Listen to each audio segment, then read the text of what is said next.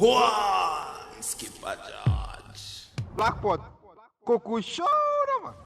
The next thing I want to look at is free SHS. Free SHS.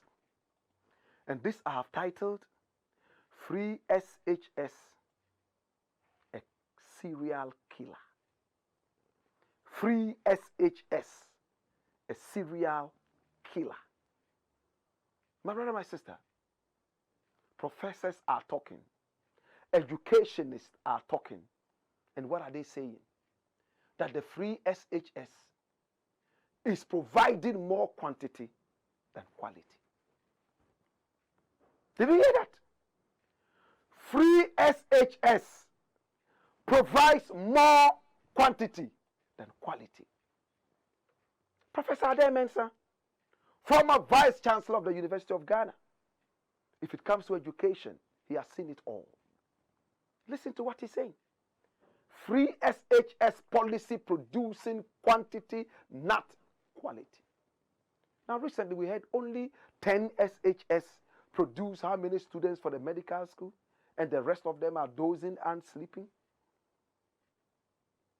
Whether you fail or pass, they will find a school for you to go. My brother, my sister, what is happening to our education? Since when has Ghana gravitated towards more quantity than quality? Free SHS was a political weapon into the governance. Yes, they got it. Ghanaians want free things all the time. Now you got free SHS, but it is a serial killer. See how many of your students are becoming dunderheads. You go to school for 1 week and come and sit home for 8 weeks. Go to school for 2 weeks, come and sit home for 16 weeks. What kind of education is that?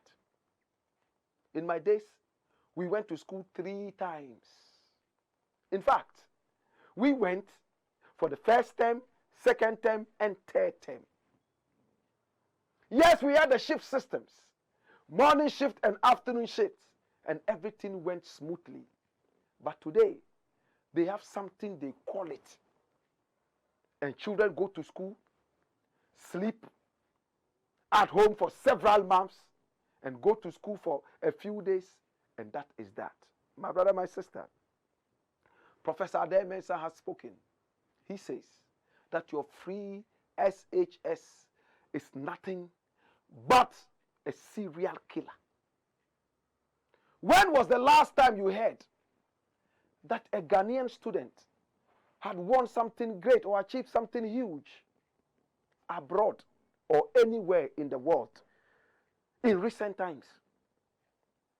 Because you are now producing quantity and not quality. And I hear the law school too, they admitted students who failed, and somebody said, oh, because they admitted those people, they had a whole block. I don't understand it. Are you saying that the people you admitted had influential fathers and mothers, or had influential people in influential positions, and for that matter, boom, something happened? Look at it. We got an entire building for lectures after admitting 10 students who failed exam. My God. What does it mean? What are you trying to say? That by doing the wrong thing, you've been able to get one right thing? A wrong thing for a right thing? I killed somebody, and by virtue of the fact that I killed that person, I have been paid a lot of money. Really? Really? Then what kind of lawyers are we going to have? You are going to produce lawyers who are going to come out and do what? Be accepting goats and be freeing armed robbers and serial killers. That's the kind of education you're going to have.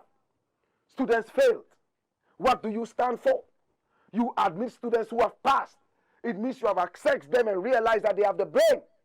But you admit students who are failures. And then you have a whole block.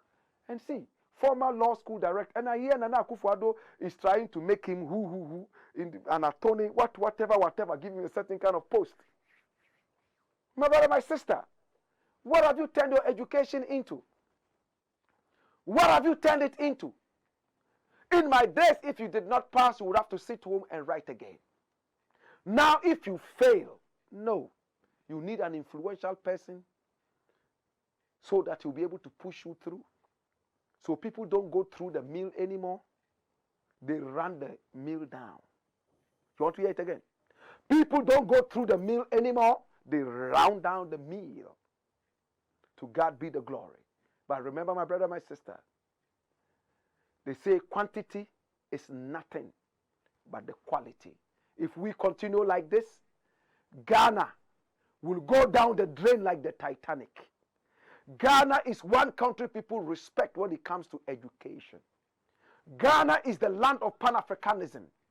And Pan-Africanism is an intellectual movement. Did you hear that? Ghana is the land of Pan-Africanism in the whole Africa. Those of you who haven't read Fela, A Beach of Life, check it out. Fela wrote in that book. Ghana, the land of Pan-Africanism, by the kind courtesy of our leaders, such as the great Kwame Nkrumah, Du Bois, and the rest of them. Ghana became the land of Pan-Africanism. Great heroes, long before Nkrumah. Great people like Otuba Kugwano. Great people like Charles Sam, Chief Sam, Alfred Sam Charles. You know, such a great guy from Apaso.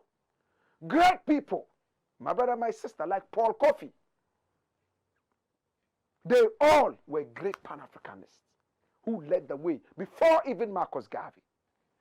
And what is Pan-Africanism? An intellectual movement. Otuba Kugwano could never have become a Pan-Africanist until he educated himself into the level of an intellectual. So if Ghana is the land of Pan-Africanism and you push idiots through the school system, idiots, dunderheads, people who have failed their exams, what kind of intellectuals are you manufacturing? You are running down the mill. And at the end of the day, your education would become like what Nigerian education became years back.